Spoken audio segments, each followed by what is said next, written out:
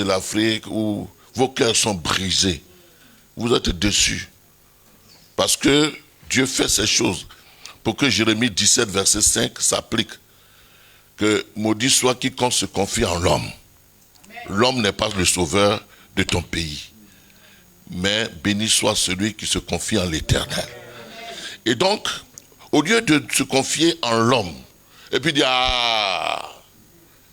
comme les deux disciples d'Emmaüs, sur le chemin d'Emmaüs, ils ont dit, nous espérions que c'est lui qui sauverait parce que nous avons cru. Mais voilà 3 jours que les Romains l'ont crucifié et il est mort, il a été enterré, lui qui était le Messie. Alors que Dieu les avait déjà exaucés. Alors qu'il marchait avec le ressuscité. Bien-aimé, il y a de l'espoir pour toi qui es en Christ. Alléluia. C'est pour cela, il faut réviser, il faut aller sur YouTube. Et puis voir les vidéos et réécouter chez vous. Les enseignements, réécouter. Parce que la foi, elle vient. Tu n'as pas la foi. Personne n'a la foi.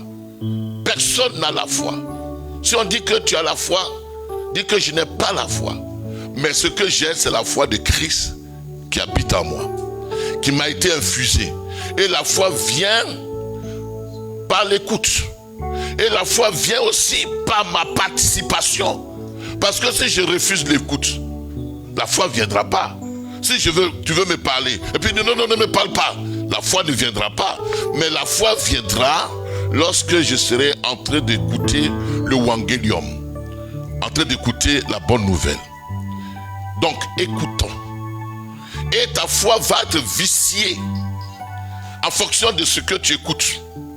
Si tu écoutes ce qui n'est pas bon, ta foi sera une foi nocive, une foi fléquée, une foi pourrie, une foi mélangée, une foi foirée. Or, Dieu ne veut pas que tu aies une foi foirée, mais que tu aies la foi de Christ. Or, cette foi de Christ là te permet de marcher dans le surnaturel divin. Et donc, tout le long de ce mois de juin, nous avons parlé de comment comprendre le mystère de la piété. Même aller à l'école ne suffit pas pour que tu comprennes cela. Pour que Dieu voie que moi je suis un pieux. Même les anges même ne comprennent pas. Pour que Dieu voie qu'en moi il n'y a point de péché. Même toi-même tu ne crois pas.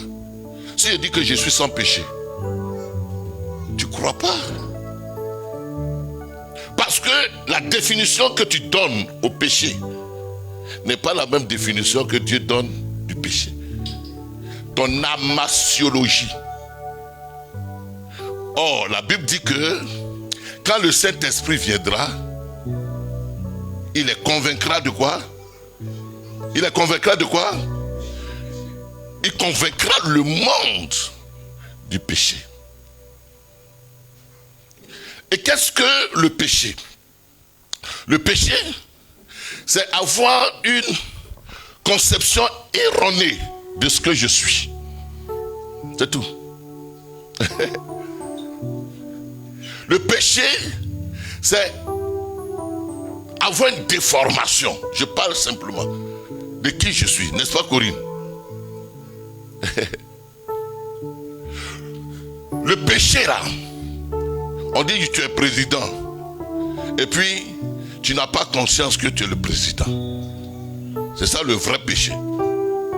De cette conception erronée de mon identité va découler toutes les dérives. Vont découler toutes les dérives. Est-ce qu'on se comprend? C'est parce que tu ne sais pas qui tu es que tu vas te quoi? Tu vas être dans la boue du mal. C'est parce que tu ne sais pas qui tu es que tu vas rabaisser le standard auquel Dieu t'a placé. Ils ne comprennent pas. Parce que si tu sais que tu es un saint, tu marcheras comme un saint. Si tu sais que tu es un fils de Dieu, tu marcheras en conformité de cette filiation. Si tu es conscient que tu es de la nature de Christ et de la nature divine, tu marcheras dans cette conscience éclairée de la nature divine dans laquelle tu es désormais appelé. On se comprend? Donc, Christ dit que tu es un saint.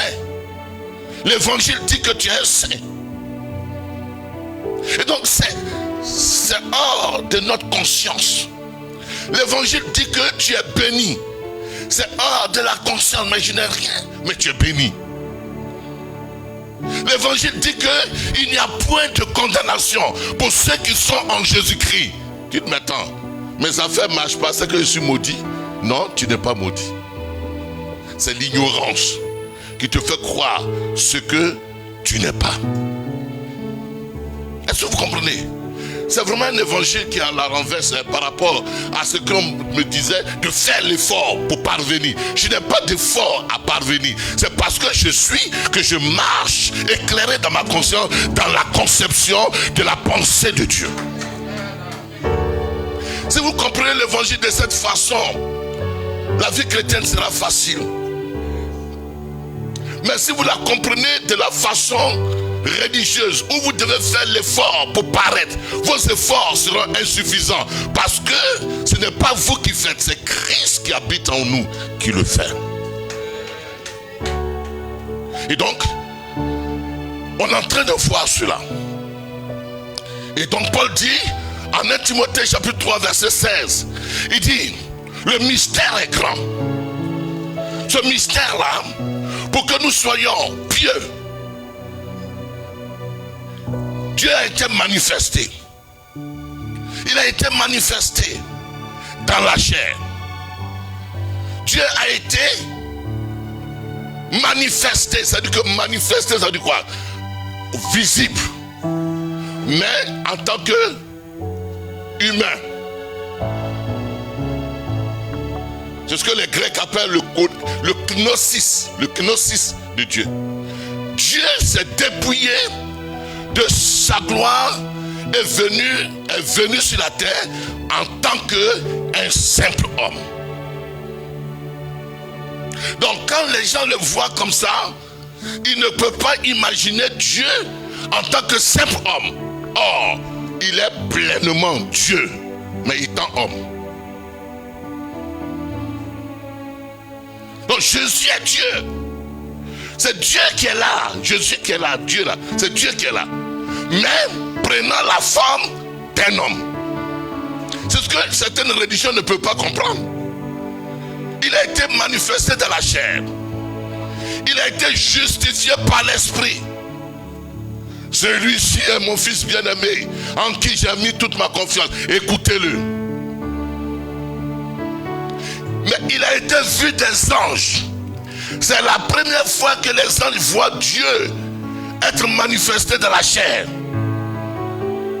Donc les anges même sont étonnés de voir Dieu sur la terre. Dieu dont d'ailleurs ils ne l'ont jamais vu. Parce que quand on pense Dieu, on pense à un vieillard assis sur un trône. Non, Dieu, il est inaccessible. Il est inaccessible. C'est pourquoi Jean dit, Jésus dit, personne n'a jamais vu Dieu. Il est une lumière éclatante, une gloire éclatante. Et personne ne peut fixer. C'est comme si on te rapprochait du soleil. Vous voyez bien, même le soleil étant à des milliers de kilomètres, quand nous regardons le soleil, nous ne pouvons pas le regarder. Or lui, il a une gloire, une doxa éclatante. Et personne ne peut fixer les yeux sur cette gloire-là et puis vivre. Est-ce que tout le monde? Donc s'il descend là, nous tous on est morts. Non, il prend la forme humaine pour venir. Comprends, hein? Ne le vois pas dans une conception religieuse. Ok. Donc, vie des anges. Prêcher aux gentils. C'est ce que nous avons vu toute la semaine. Ce que je suis en train de dire là. Il a été prêché. Il a été prêché aux gentils. Et là, il faut souligner la grâce qu'il y a. Parce que les Juifs même, eux, ils ne pouvaient pas imaginer que l'affaire de Dieu là, ça nous concerne. Nous-mêmes, on était des gens à rejeter. Ennemis de Dieu. Ennemis de la maison de Dieu. Et même dans le temple de Salomon bâti, les Juifs avaient un compartiment et les païens qui venaient d'ailleurs, qui faisaient le prosélytisme, qui sont venus d'ailleurs, ils avaient un autre compartiment. Il n'y avait pas de relation entre Juifs et païens. C'est pourquoi les disciples sont étonnés que Jésus, dans Jean chapitre 4, il s'arrête et puis il parle à une Samaritaine. Parler seulement à une Samaritaine là même, c'est comme se rabaisser. Donc, pour eux, Dieu ne pouvait jamais être manifesté à nous. Et on ne pouvait jamais avoir accès aux privilèges qu'ils avaient par rapport à Dieu. Et donc aujourd'hui nous allons voir la dernière partie qui dit il a été cru dans le monde, il a été élevé dans la gloire. Élevé dans la gloire. Et donc le thème pour comprendre cela, c'est des fils élevés à la gloire. Des fils élevés à la gloire. Bien-aimé, comprends l'essentiel. De même que Dieu a élevé son fils dans la gloire, de même, toi aussi, tu es élevé dans la gloire de Dieu. La Bible dit que dans Philippiens chapitre 2, Dieu lui a donné le nom qui est au-dessus de tout nom, afin qu'en ce nom-là, tout genou fléchisse et toute langue confesse qu'il est Seigneur. Et la suite du verset dit quoi? Qu'il est Seigneur. On va lire ça. Philippiens chapitre 2. Philippiens chapitre 2.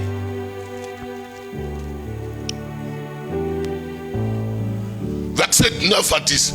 C'est pourquoi Dieu l'a souverainement élevé et lui a donné le nom qui est au-dessus de tout nom, afin qu'au nom de Jésus, tout genou fléchisse dans les cieux, sur la terre et sous la terre, et que toute langue confesse que Jésus-Christ est Seigneur, à la gloire de Dieu le Père. Donc quand Dieu a souverainement élevé Jésus, nous étions aussi avec lui souverainement élevés. Quand Dieu lui a donné l'autorité dans les cieux, sur la terre et sous la terre, Dieu nous a aussi donné, parce que nous sommes en Christ désormais, l'autorité dans les cieux, l'autorité sur la terre et l'autorité sous la terre. Parce que ce n'est plus nous, c'est Christ. Notre vie étant confinée en Christ, tout ce que Christ est, c'est ce que nous sommes. Mais là, pour arriver à cette prise de conscience, c'est un peu difficile, parce que la religion nous a tellement matés, nous séparant de Dieu, Dieu étant de son côté, nous de notre côté, nous faisons l'effort d'aller vers Dieu. Ça, c'est la religion. Mais l'œuvre de Christ accomplie est faite de sorte que nous sommes mixés, nous sommes fusionnés, nous sommes devenus un à Christ. Et donc, quand Dieu l'a élevé souverainement, et Dieu lui a donné le nom qui est au-dessus de tout nom, désormais nous sommes porteurs de ce nom. Et nous confessons ce nom. C'est-à-dire que confesser, ça ne veut pas dire que je déclare que j'ai péché. Nous déclarons ce nom.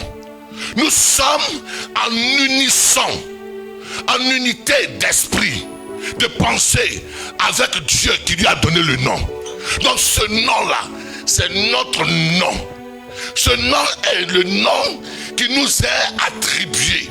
C'est par ce nom que tout pouvoir nous a été donné dans le ciel. C'est-à-dire que dans le ciel, Christ assis dans une position d'autorité, nous sommes aussi assis. C'est ce que dit Éphésiens chapitre 2 verset 6. Nous sommes assis avec lui dans les lieux célestes, dans une position élevée. Hey, comprends qui tu es, hein? Hey, ne te vois pas dans la chair, vois-toi dans l'esprit. Donc, élevé dans la gloire. Et donc, Dieu nous a donné tout pouvoir dans le ciel, sur la terre.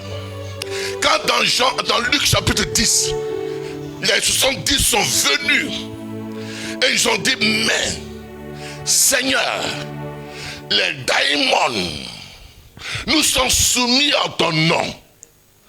Il dit, je vous ai donné le pouvoir. Ça veut dire quoi? Je vous ai fait délégation de pouvoir. Ouais, bien, je devais avoir un courrier dans la semaine, 2 semaines en arrière. Et je ne pouvais pas aller.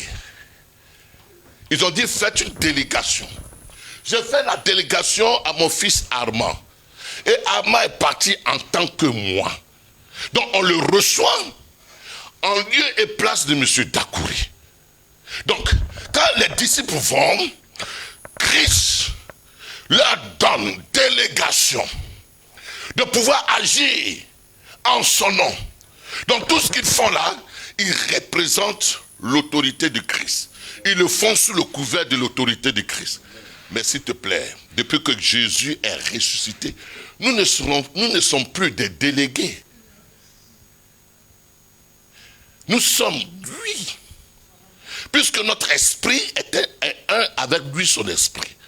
Donc nous agissons en qualité de fils. C'est pourquoi la Bible dit que nous sommes héritiers de Dieu, nous sommes co-héritiers avec Christ. Donc nous agissons en tant que Christ. Parce que nous sommes des christanoïés. Nous sommes des christifiés. Nous sommes la représentation, l'image de Dieu manifestée en Jésus-Christ. C'est un peu compliqué. Jusqu'à ce que Corinne, tu comprennes ça, tu as sommeil, je vois. Jusqu'à ce que vous compreniez ça, vous serez à l'aise. Vous serez à l'aise. Est-ce qu'on se comprend? Vous serez à l'aise de marcher dans ce monde. Est-ce que vous comprenez? Moi, je ne me vois plus comme je marche dans les traces de Jésus-Christ. Je marche en tant que Christ. C'est différent. Ah? On dit à toi comme ça, là, tu es Christ. Mais Jean dit tel qu'il est, tel que je suis.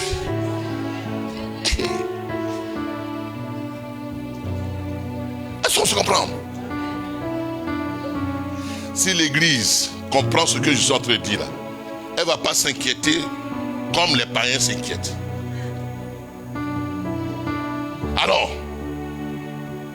donc, s'il a été glorifié, nous sommes aussi glorifiés. Nous sommes destinés à manifester la gloire de Dieu. Comprends ça. Nous sommes glorifiés. Ça, c'est dans notre position. Bon, on dit maintenant, je prends l'exemple, hein, tu es pasteur. Prouve ton pastorat. Tu vois, tu es pasteur. prouve ton pastorat? Qu'est-ce qui dit que tu es pasteur? Mais parce que j'ai une église, j'enseigne la parole, je suis pasteur. Mais sinon, c'est pas parce que j'ai une église qui montre, qui dit que je suis pasteur. Je le suis d'abord avant que je puisse le prouver par l'église. Parce qu'il y a des gens qui ont église, mais ils ne sont pas pasteurs. Comprends un peu. Au fait, ce que je suis en train de vous prêcher, c'est à la renverse de ce qu'on voit toujours. Tu vois? Donc, si tu es pasteur, tu n'auras pas du mal à prouver ton pastorat. Si tu es conscient que tu es pasteur, et si tu es véritablement pasteur, tu n'auras pas d'effort à faire. Moi, je n'ai pas d'effort. Quand il s'agit de prêcher là, je n'ai pas d'effort. Je ne fais pas d'effort. Parce que je suis dans mon domaine. Paul Pogba ou bien comment, le footballeur, il ne fait pas d'effort pour dribbler. Parce que c'est dans son sang. Donc sa nature, c'est la nature d'un footballeur. Donc pour lui, faire ou alors marquer un but, nous on applaudit, mais lui c'est quelque chose de normal, c'est naturel pour lui.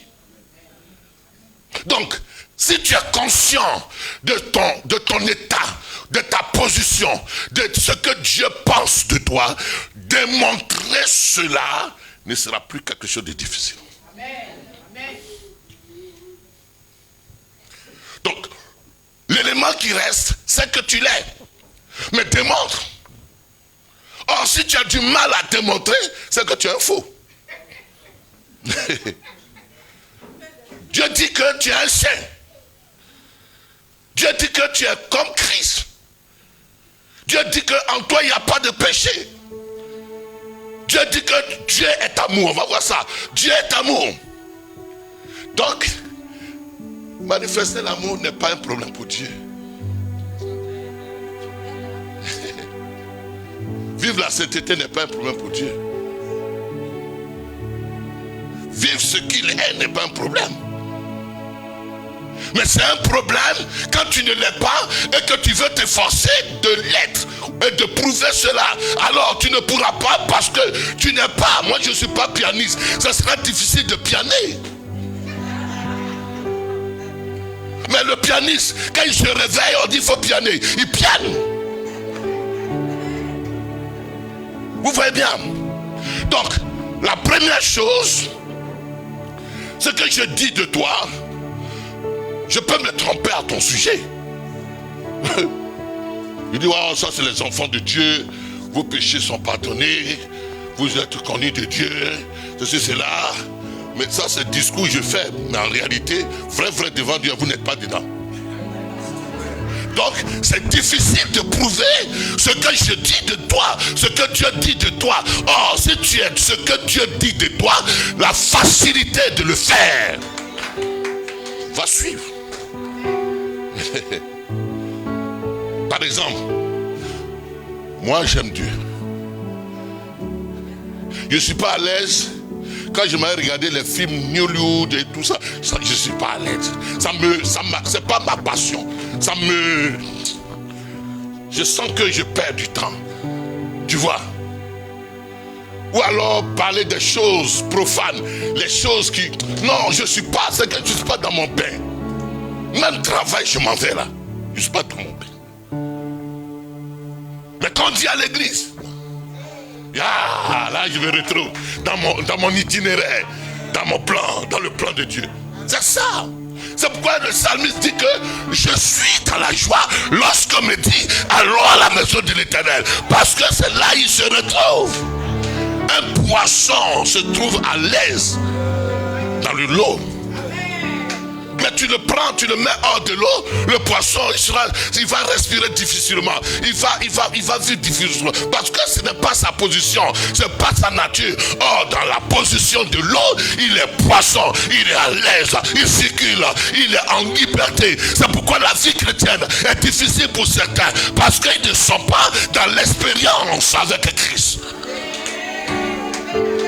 On les force. On les force d'être là où ils ne sont pas. On les force.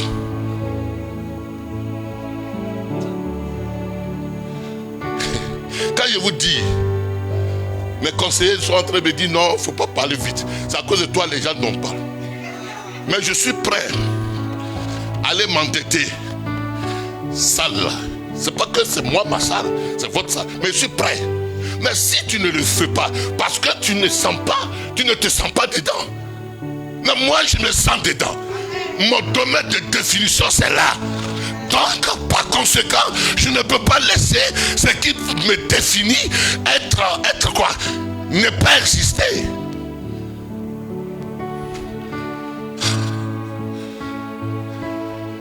Tu peux te tromper par erreur. Par erreur. Mais l'erreur ne va pas être une nature. Non, tu t'es trompé par erreur. C'est pourquoi la Bible dit que dans Galates chapitre 5, les gens ne comprennent pas la Bible. Les idolâtres, les efféminés, les adultères, quoi encore, dites encore d'autres péchés, n'hériteront pas le royaume des cieux. Mais dans cela, je suis pas. Pourquoi? Parce que ma nature ne va pas être compatible, ne va pas être quoi? Ne va pas être à l'aise. Elle n'est plus cette nature d'idolâtre. On se comprend? Quelqu'un qui s'est trompé et puis il est tombé, c'est pas que sa nature s'est tombée. C'est qu'il n'a pas compris, il n'est pas mature. Mais sa nature n'est pas. Église, quelle est ta nature? Est-ce que tu es conscient de ta nature? Et si tu es conscient de ta nature, les autres choses seront faciles à faire. Dis Amen. Et donc, élevé dans la gloire. Que dit la Bible aux Hébreux? Que dit Hébreux chapitre 2? On va commencer. Les 30 minutes suffiront, c'est pas grave. Hébreux 2, versets 9 à 10. Est-ce que vous m'entendez bien? Ma fille, c'est pas grave, ne te fatigue pas. Mais celui qui a été abaissé pour un peu de temps au-dessous des anges, Jésus, écoute bien, il est Dieu, non? Mais pour un peu de temps, Jésus a été abaissé au-dessous des anges. C'est pas moi qui l'écris, hein? Pour un peu de temps. Pourquoi? Parce que quand Dieu a donné la loi à Moïse, l'administration de la loi était sous le contrôle des anges. C'est pourquoi vous allez voir que dans l'Ancien Testament, il y a une théophanie, les anges.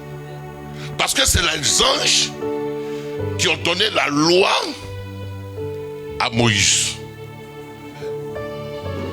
Moïse n'a pas rencontré Dieu. C'est une extravagance de dire il a vu Dieu. Une quoi? Une extrapolation. Ok, c'est un autre point qu'on a déjà vu. Donc, Moïse a reçu les anges, a reçu la loi. Abraham a reçu les anges. Parce qu'ils étaient sous l'administration des anges. Et quand Jésus naît, il naît sous la loi. Et étant sous la loi, c'est les anges qui avaient l'administration de la loi. Est-ce que l'Église me comprend? C'est les anges. Et Jésus a exercé en tant qu'homme sous la loi. Selon Galates, chapitre 4, je crois, verset 4. Sous la loi. Donc Dieu a fait exprès. Donc pendant ce temps-là, Jésus est sous les anges. Mais quand il est mort, et quand il est ressuscité, directement, avant de revenir passer 40 jours et 40 nuits sur la terre, directement, quand Jésus est ressuscité, quand il a rencontré cette femme dans le jardin, il dit, femme, ne me touche pas, n'est-ce pas? Je ne suis pas encore monté vers mon Père, votre Père. Paf, il est monté. Ce même jour, paf, il est monté. Pour présenter le sacrifice en tant que souverain sacrificateur à Dieu, pour dire que Tétélestai. Le prix est payé. Thérèse ne doit plus être condamnée. J'ai été en enfer, j'ai vidé l'enfer. J'ai arraché la mort, la clé de la mort, à celui qui avait la puissance de la mort. La mort n'aura plus de pouvoir sur Thérèse. Toute condamnation qui pesait sur elle, la condamnation a été éradiquée. C'est pourquoi il est dit dans Colossiens chapitre 2 que l'acte dont les ordonnances nous condamnaient, Christ l'a effacé. Suivez bien. Mais il a effacé quand? Quand Thérèse est née? Non. Il y a 2000 ans. Donc, il y a 2000 ans. En réalité, quand Thérèse naissait, elle n'était plus concernée. Mais pourquoi elle s'est sentie concernée? Elle s'est sentie concernée parce que dans son esprit, elle n'a pas reçu la révélation de ce que Christ a fait. Il y a 2000 ans, Paul n'était pas là. Il dit que j'ai été crucifié avec Christ. Si je vis, c'est la plus... Mais est-ce que le jour où le crucifié Paul était là? Il n'était pas là. Maintenant, comment est-ce qu'on rentre au bénéfice de ce que Christ a fait? C'est quand on a la révélation. Quand on a la révélation. C'est pas que c'est maintenant que j'accepte Christ que mes péchés sont... Il était déjà. Mais dans l'inconscient, tu naviguais dans le péché, tu naviguais dans le néant, tu naviguais. Et tu ne rentrais pas au bénéfice. Est-ce que vous comprenez mon évangile? Mais il y a 2000 ans. À moins que tu aies 2100 ans. Il y a 2000 ans. Il y a longtemps ton affaire là. Dieu t'a réconcilié avec toi. 2 Corinthiens chapitre 5 verset 19. Il y a longtemps, Dieu n'a plus de problème. Mais il dit quoi? Nous nous sommes fait ennemis de Dieu dans nos pensées.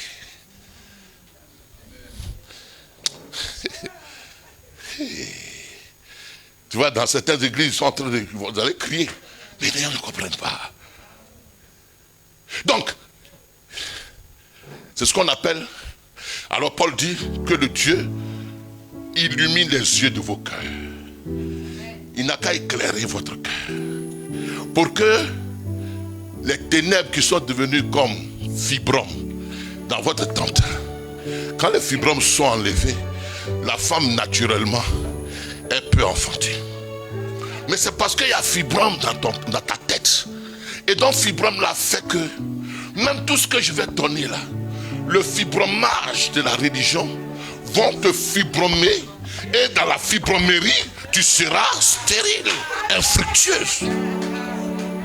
Mais le jour où tu as la révélation ça veut dire quoi? La révélation ça veut dire que paf, le voile, l'apocalypso, ça veut dire quoi? Ça veut dire que enlever la couverture que les fausses informations avaient placée. Alors tu comprends que dans le diable là, il y a longtemps il est vaincu. La mort là, elle n'a plus pouvoir sur moi. Alors tu comprendras que je suis maintenant dans une position de prospérer. Donc il y a longtemps, donc je me suis mis en retard. Donc le manque de connaissance, c'est pourquoi la Bible dit que mon peuple est détruit parce qu'il lui manque de la connaissance de ma parole. Donc, je n'ai même pas encore touché ce que je veux dire. Le problème n'est pas prier. Dis amen. Le problème n'est pas prier. Le problème n'est pas le fait de prier. Prier beaucoup et non qu'à prier. Non. Le gros problème c'est quoi? Le manque de connaissance. Bon.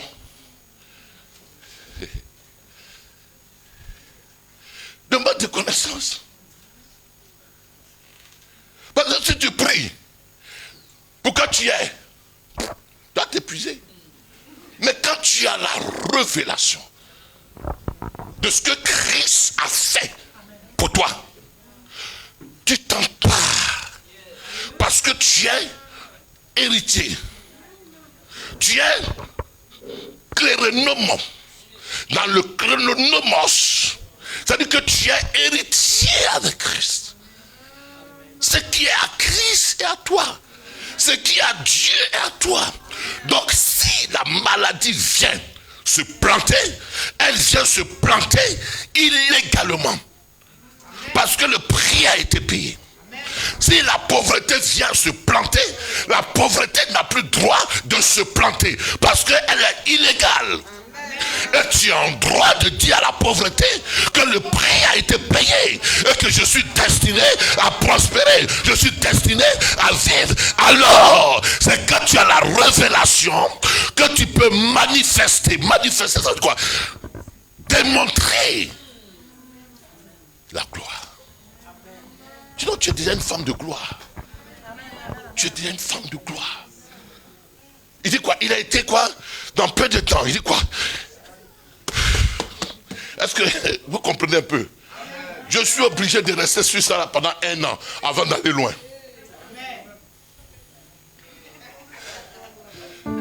Parce que ça ne rentre pas. Non, l'ambano. Croire, c'est l'ambano. Croire ne veut pas dire hein, je crois. Non, croire, ça veut dire que s'identifier à l'ambano. Je m'identifie. Je me vois du temps. Je suis devenu. Parce que je suis un être. Le seul être que Dieu a créé. Qui est en devenir. C'est l'homme. Ça, c'est encore un autre sujet. Madame Lema, tu comprends? Tu es devenu. C'est-à-dire que tu étais un point et tu es devenu. Tu es devenu, ça veut dire quoi? Le fait que Christ est mort, tu es. Mais ignorance a fait que tu es devenu ce que Dieu ne dit pas que tu es. Tu es devenu ce que Dieu ne dit pas que tu es. Parce qu'il dit que créons, faisons l'homme à notre image, selon notre ressemblance.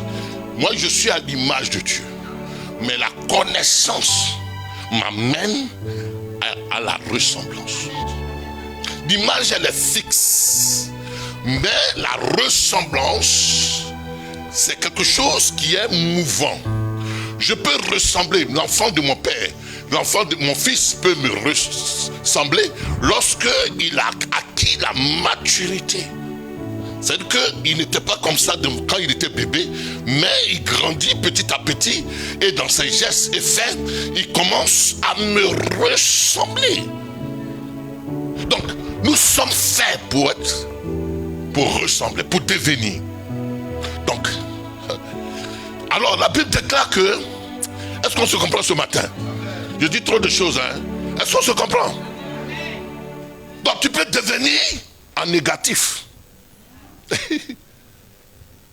Lorsque tu n'es pas éclairé, lorsque tu n'as pas la connaissance, tu peux devenir. Regardez Adam, il était fils de Dieu, mais il est devenu en négatif. Pourquoi? Parce que le film qu'il s'est fait de Dieu a fait qu'il a peur de Dieu. Il s'est éloigné de Dieu. Et il a commencé à vivre sans Dieu. Donc, lui qui était fait à l'image de Dieu, il n'est pas resté dans cette fixité, mais dans son caractère, dans son geste, dans ses faits et gestes, il est devenu. Alain, c'est mon fils. Alain peut devenir bon, comme il peut devenir mauvais. Mais là, cela est sa responsabilité. Sa responsabilité. Par de moi, le Père, par rapport à ce qu'il a entendu sur moi, il peut devenir.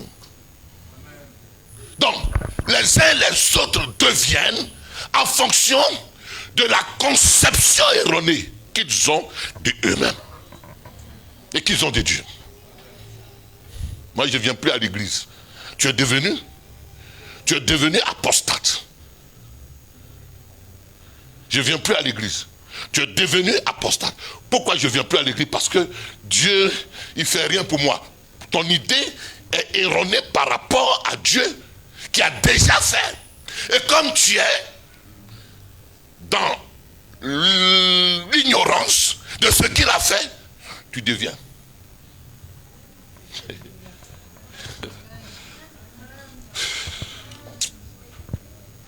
Ah, vous me fatiguez. Dis Amen. Donc, il est devenu, il est quoi? Cependant, nous le voyons couronné de gloire et d'honneur à cause de la mort qu'il a soufferte, afin que par la grâce de Dieu, il souffrit la mort pour nous tous. Le mot tous là, je ne vais pas parler mon temps aujourd'hui sur ça. Mais pour tous. Pour le bouddhiste. Pour le gourou Maharaji. Pour le sorcier. Jésus est mort pour lui. Son affaire est déjà réglée. Ce que Jésus pouvait faire, il a fait. Quitte à lui de l'embano, de croire, pour bénéficier de ça, quitte à lui de croire à autre chose pour ne pas bénéficier de l'œuvre de Christ. Donc tout part de quoi? De l'écoute. Parce que de l'écoute de ce qui est saint vient la foi saine. De l'écoute de ce qui est erroné vient une foi erronée.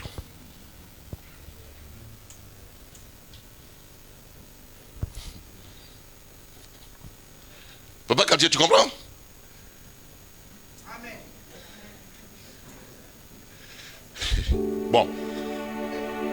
Si on te démontre A plus B que moi, je suis comme ça, négatif. C'est ce qu'on t'a dit qui va influencer la façon de me voir. Et même de t'approcher de moi. Parce qu'on t'a dit, mais en réalité, c'est comme une femme. Suivez-moi. J'ai envie de faire souvent ces jeux-là pour tenter nos femmes. Mais ça va casser. Elles ne vont pas croire. Mais je prends Alain. Je te prends. Ou je prends Serge. Et Serge dort chez moi. Pendant 3 jours. Ah, tu vois? Et je fais un montage de Serge en train de faire n'importe quoi. Et puis le montage est tellement bien fait que je montre à sa femme. Il y a 2 positions. Oh, Serge dort chez moi. Sa femme, la réaction en fonction de ce que je lui ai présenté va être positive ou négative. Elle va dire, mais tiens, moi mais je savais ça. Et puis, sa façon de voir Serge va être maintenant fausse. Même si je viens dire que non, c'était faux. Que Serge, elle ne va pas croire. À moins qu'il y ait une action forte d'éclairage. Est-ce que vous comprenez? C'est ce que nous sommes. On a reçu des informations eu égard les souffrances que nous avons vécues, les injustices dont nous avons été sujets, les situations que nous avons traversées. Mais toutes ces choses nous ont enseigné négativement sur Dieu, sur ce que nous sommes. Et nous avons cru à ces événements. Nous avons cru au fait que je suis là. Il y a quelqu'un qui m'a dit dans la semaine, mais Dieu ne fait rien. Moi je suis là, je souffre seulement. Nous avons cru en ça. Et nous avons rétrogradé. Or, si nous avions la foi saine de ce que Dieu est et qu'il ne peut jamais abandonner, parce qu'il a dit, une femme oublie-t-elle l'enfant qu'elle allait? Moi je ne t'oublierai pas. Dieu a des entrailles. Et ces entrailles de miséricorde sont pour nous de pourvoir à nos besoins, de donner ce qu'il faut. Même si tu ne vois pas ça aujourd'hui, mais il a déjà fait. Il a déjà accompli. La Bible déclare dans Romains chapitre 8, lui qui a donné son fils, pourquoi ne nous donnera-t-il pas toutes choses pour que nous en jouissions? Nous avons déjà pleinement tout en Christ. Maintenant, tout dépend de ce à quoi tu crois.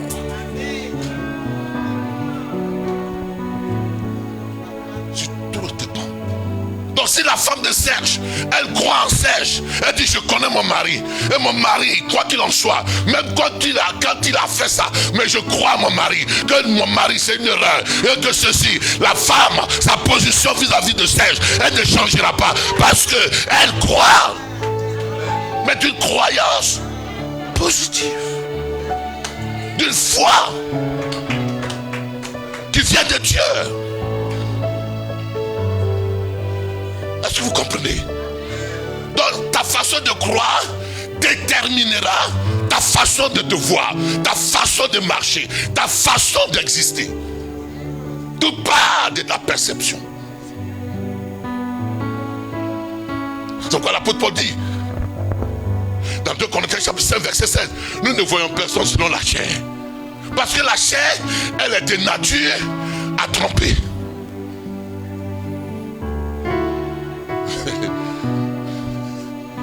Bon, je n'ai pas encore touché mon texte, je vais toucher quand même.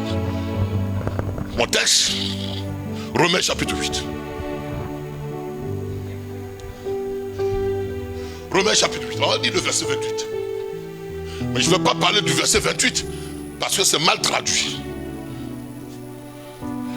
Tous ceux concourent au bien, et ceux qui aiment, c'est mal traduit.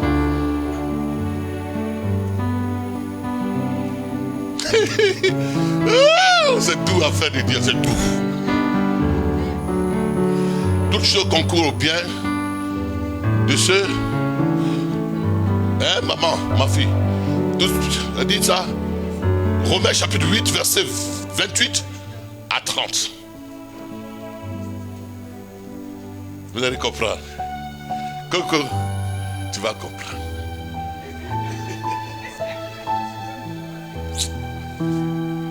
Le problème, ma fille, c'est la compréhension. Et les gens vont dire, mais il y a beaucoup d'explications. Mais celle qui vient de Dieu rassure nos cœurs. Il y a trop de commentaires. Mais Dieu lui-même, il prend le Saint-Esprit pour rassurer nos cœurs. Oui, il dit quoi? Car, verset 28 à 30. Nous savons. Bon, quand il dit ça, il a déjà dit des choses derrière. Il dit que quoi? Le Saint-Esprit là-même, il intercède en ta faveur. C'est-à-dire que Dieu, par le Saint-Esprit, il y a des choses qu'il plaide. Il a déjà plaidé. Et la plaidoirie de Dieu, elle a porté. Elle a porté. C'est pas que maintenant que Jésus est là, il plaide pour demander pardon à Dieu pour toi. Non, qu'elle a déjà porté. Est-ce que vous comprenez? Alors, car toute chose concourt au bien de ceux qui aiment Dieu et qui sont appelés selon son dessein. Voilà, l'Église ne comprend pas ces choses. Ça veut dire quoi? Qui sont appelés quoi? Que les desseins de Dieu ne se trompent jamais. Le dessein de Dieu ne se trompe jamais. Dieu ne fait pas erreur. Et on va voir, il va maintenant expliquer. Oh, attends. Car conjonction de coordination radiant de pensée. Mais on ne va pas arriver là. Il dit, les desseins de Dieu ne se trompent jamais. Comprends ça. Les desseins de quoi? Le plan de Dieu. La préséance de Dieu. Ce que Dieu a prédestiné ne trompe jamais. Comprends-moi avec moi encore. Comprends. Écoutez, quand j'étais professeur en Côte d'Ivoire, je venais à l'église dimanche. Et les gens prophétisaient, on laisse la craie. Va en France, tu vas partir te promener, tu vas revenir. J'en riais. J'ai rigolé avec ça. Il dit, moi, oui, je suis là. Je suis bien payé. Et j'ai des vacations dans les grandes écoles. J'ai donné une fois une vacation en Sciences Éco. Et donc, je suis bien. Mais, comment je vais aller devenir pasteur où il n'y a pas l'argent? Donc, mon raisonnement ne coïncidait pas avec les desseins de Dieu, même avant que je ne sois né. Les desseins de Dieu, avant que je ne sois né, disent que celui-là, il est pasteur déjà. Mais quand il va venir là, moi je vais faire en sorte qu'il soit professeur. C'est le plan de Dieu, c'est déjà tracé. Il est déjà tracé. C'est déjà tracé. Donc il dit qu'à toute chose concourt au bien de ceux qui aiment Dieu, qui sont dans l'amour de Dieu, et qui sont appelés selon son plan. Or son plan ne commence pas aujourd'hui pour toi. Le plan de Dieu ne commence pas quand tu as compris. Il existait, mais c'est toi que tu ne comprenais pas. Regardez un peu les femmes. Suivez-moi, je suis en train de dire des choses. C'est parce que tu n'avais pas la révélation de ce plan. Je suis devenu président. Est-ce que j'ai forcé? C'est un plan déjà. Et puis je suis rentré dedans. Bien-aimé, il n'y a rien qui t'arrive par hasard. Il n'y a rien qui soit le fruit d'un hasard. Il n'y a rien qui soit le fruit d'un hasard. Parfois même, tu vois, quand j'étais jeune, je vais dire une chose. Il y avait des filles dans l'église qui sautaient elles sautaient tellement ma tête là aimait ça. Et puis un dimanche après un culte, il y a un ancien, un vieux. Il m'a dit, toi là, tu seras homme de Dieu. Homme de Dieu. Ainsi de suite. Il dit, il ne faut pas jouer avec la femme calme là.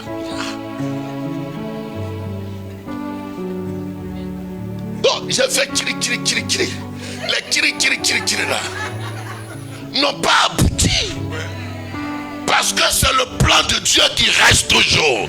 Dieu fera en sorte, quel que soit, certainement, tu perdras le temps, mais Dieu fera en sorte que le plan qui a été destiné à ton existence, tu rentres dans ce plan. C'est pourquoi il dit que car toute chose concourt au bien. C'est-à-dire que le plan de Dieu ne trompe jamais. Ça ne passe pas à côté. Dis amen. C'est pourquoi l'enfant de Dieu doit apprendre à dire, je te rends grâce. Peut-être que c'était mes sens, peut-être que c'était mes émotions, peut-être que c'était ma convoitise, mais je te rends grâce. Je cède face à ton plan. Comment je n'ai pas souffert ici? Comment je n'ai pas souffert? Mais la souffrance là, c'était pour me traiter. Me traiter, mais pour que je sois un homme mûr. Mais quand je souffrais, je dis, mais Dieu est méchant. Mais la souffrance, elle était une souffrance corrective. Dieu ne me détruit pas, mais il me corrige, il me fait, il me forge. Et il est en train de travailler. Et je suis en train de dire à quelqu'un que Dieu est en train au travail de ta vie. Dieu est en action dans ta vie. Dieu est en train de faire un travail dans ta vie. Tu es dans le laboratoire de Dieu. Et quand tu sortiras de ce laboratoire, tu seras un homme mature. Tu seras une femme mature. Tu seras une femme capable de conserver un homme, conserver une femme, conserver un groupe. Parce que ce à quoi Dieu t'appelle, il va te permettre de passer par le désert, de passer par les situations, afin que quand tu sors de là, tu sois un serviteur de Dieu accompli pour les choses pour lesquelles Dieu t'a fait. Est-ce que vous me comprenez? Car toute chose concourt au bien de ceux qui aiment Dieu. Ne lutte pas avec Dieu. Ne lutte pas. Parce qu'au terminus, tu verras comment Dieu a été bon pour toi. Au terminus, tu verras que, Dieu, tu as bien fait de m'épargner ça. Au terminus, tu verras que Dieu a fait des choses pour lesquelles tu devais lui rendre grâce au début. Au terminus, tu verras. Maintenant, si tu es en lutte avec Dieu, tu vas mettre du retard. C'est comme un ami. On dit la femme là, c'est pas bon. Faut laisser. Il a tellement insisté. On vient de me dire il n'y a pas longtemps qu'elle est morte. Dieu n'a pas dit qu'elle va mourir vite. Dieu dit vous allez vivre de longs jours. Vieillesse heureuse. Mariée, elle est morte. Mariée, elle est morte. Et les amis, aie foi en Dieu. Aie confiance en Dieu.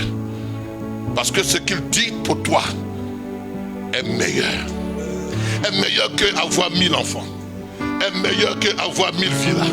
Est meilleur qu'avoir... Parce que ton plan rime avec ce que tu es. Ton plan rime. Il y a des gens, leur plan rime avec 100 femmes. 0 femme quoi. Comme l'apôtre Paul. Leur plan rime avec ça. Il y a des gens, leur plan rime avec 0 enfant. Mais je ne dis pas que forcément c'est bien. Il y a des gens, leur plan rime avec la situation dans laquelle il est. Parce que Dieu veut faire de lui quelque chose. Quelque chose. Pourquoi les femmes qui sont devenues, qui ont créé des orphelinats, comment c'est venu? Leur plan rime avec ça.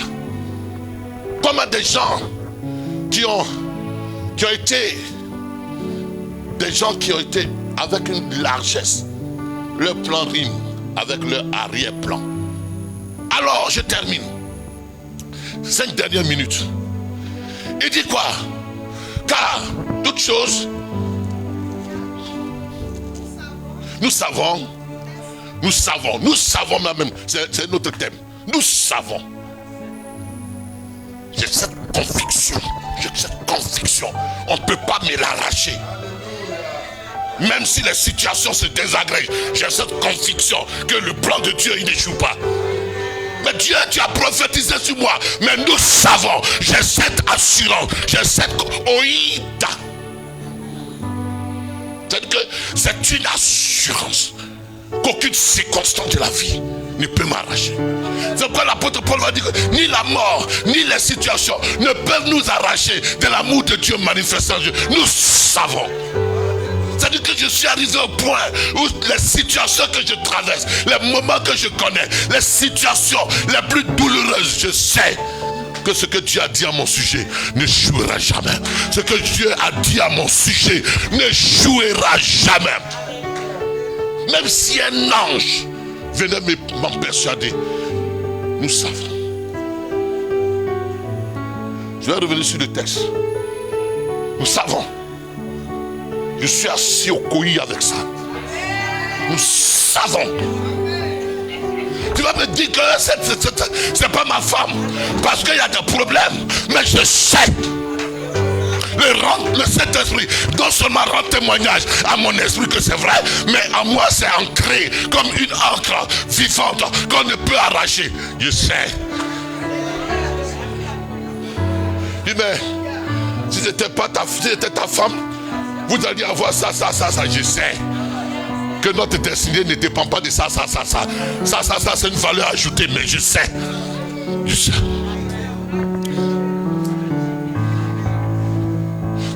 l'épreuve, je suis tranquille. Parce que je sais. C'est un acquis. C'est un acquis. Je suis imperturbable, serein et collé. Je sais. Bien-aimé, quand tu parviens à cela, aucun événement ne peut ébranler ta foi. Aucune circonstance ne peut te détourner. Aucune situation, aucun homme ne peut venir te donner une prophétie qui ne soit pas celle dont Dieu t'a convaincu. Aucun homme ne peut venir détourner ta foi. Parce que ça. Je ne suis pas flequé. Je ne suis pas au gré des uns et des autres. Je ne suis pas au gré de ce que les situations peuvent dire. Nous savons. Je oïda. Qu'est-ce que vous allez faire encore qui va me décourager? Qu'est-ce que vous allez faire encore? Et puis tu vas dire que je ne suis pas appelé de Dieu, je ne suis pas enfant de Dieu, je ne suis pas aimé de Dieu. Qu'est-ce que vous allez dire? Quelles sont les critiques? Même si je suis tombé, mais je sais. Je sais. Nous savons. L'homme sans conviction, il est comme un bateau qui va. Or la foi est une ancre. Assurance. Nous savons. Tu as dit mes enfants ne sont pas. Même va me dire que Serge est en train de boire le sang humain. Je sais que c'est mon fils. Ça dit que ça c'est notre thème. Mais je ne sais pas pourquoi je m'en vais là-bas. Parce que ceux qui ne savent pas là, ils sont accros à dire des uns et des autres. Mais je sais. C'est pas parce que Serge est tombé. C'est pas parce que Serge est ceci. Mais il est mon fils. Il a mon ADN. Il a mon ADN. Ça c'est Alain. Mais Alain est mon fils. Prophétesse est ma fille. Vous êtes mes enfants. Même... Attends. C'est pas parce que tu viens à l'église tous les jours que je t'aime plus que les autres. Je t'aime. C'est quelque chose qui est collé dans mon cœur. Maintenant, c'est toi qui vas déployer quelque chose, mais c'est à moi. Est-ce qu'on se comprend ce matin? Nous savons du reste que tout ce concours vient. Et puis il dit quoi? On va dire ça, et puis un autre juge. Je n'ai même pas touché mon texte. Il dit quoi? Nous savons. Car, français qu'on enseigne, là, ça met en idée avec ça. Ça met en relation. Car, conjonction du corps. Redit. Car ceux qu'il a connus, bien aimé, ça c'est encore chose. Peut-être qu'il faut que je revienne sur ça pour un enseignement. Et j'étais en train d'écouter dans la voiture un DVD. Jésus est venu pour qu'il pardonne mes péchés. Dieu m'a connu avant la fondation du monde. Dieu m'a connu avant la fondation du monde. Avant que je sois né. Il a dit à Jérémie, avant que tu ne fusses né, je te... Non, je ne suis pas maintenant un parvenu aux yeux de Dieu. Je suis un esprit qui est venu incarner un corps possédant une âme. Donc je vais dire ça et puis la prochaine fois on va revenir. Nous savons que Dieu et que ceux qu'il a connus d'avance, il les a prédestinés à être semblables. Ça on va expliquer. Et ceux qu'il a prédestinés, il les a caléo. Il les a appelés. Ça veut dire quelque chose. Il les a caléo. C'est ça qui fait ecclésia. Caléo. Il les a appelés. Ça veut dire qu'il les a élus. Et ceux qu'il a élus, il les a justifiés. Oh là, il faut y revenir là-dessus. Et ceux qu'il a justifiés, il les a glorifiés. Là, le programme de Dieu pour l'humanité. Donc moi, j'existe avant que Dieu ne crée Adam et Ève. Je suis avant Adam et Ève. Adam et Ève, c'était sur quoi? Comment on a dit? Qu'est-ce que j'ai dit un thème là? C'était le quoi de Dieu? Le prétexte de Dieu. Conspiration de Dieu. Et dis-moi, avant que les Juifs ils n'assassinent Jésus, est-ce que Dieu ne savait pas qu'ils allaient l'assassiner? Il savait. Mais Dieu, dans sa préséance, suivez-moi. Dieu, quel est le mot que j'ai dit tout à l'heure? Dans sa conspiration. Il prend la conspiration des hommes pour accomplir son plan.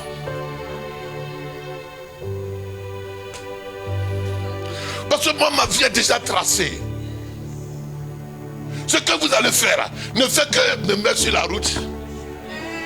Il y a des gens qui ne seraient pas chrétiens aujourd'hui si la conspiration des sorciers ne les avait pas amenés à chercher Dieu. C'est pas que les sorciers l'ont converti, mais au fait, Dieu se sert de leur conspiration. Oh, laisse les gens dire ce qu'ils veulent dire de toi. Oh, ce qu'ils veulent dire de toi ne fait que t'amener à faire attention, ne fait que t'amener à être averti, ne fait que t'amener à être sur tes gardes, ne fait que t'amener à pouvoir travailler davantage pour prouver qui tu es. Ne fait que t'amener, parce que si on ne s'occupe pas de toi, toi-même tu vas ignorer ton dessein, tu vas ignorer ce pourquoi tu es là. Mais quand il parle de toi, alors ce qui est à l'intérieur de toi, la vraie essence qui est à l'intérieur de toi, elle émerge. Vous voulez qu'il revienne sur ce verset là? Vous voulez qu'il revienne sur Romains 8? On nous a mal expliqué.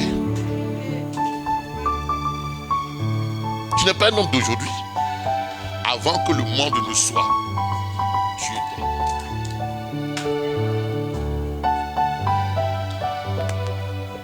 Avant que Adam ne chute, tu étais.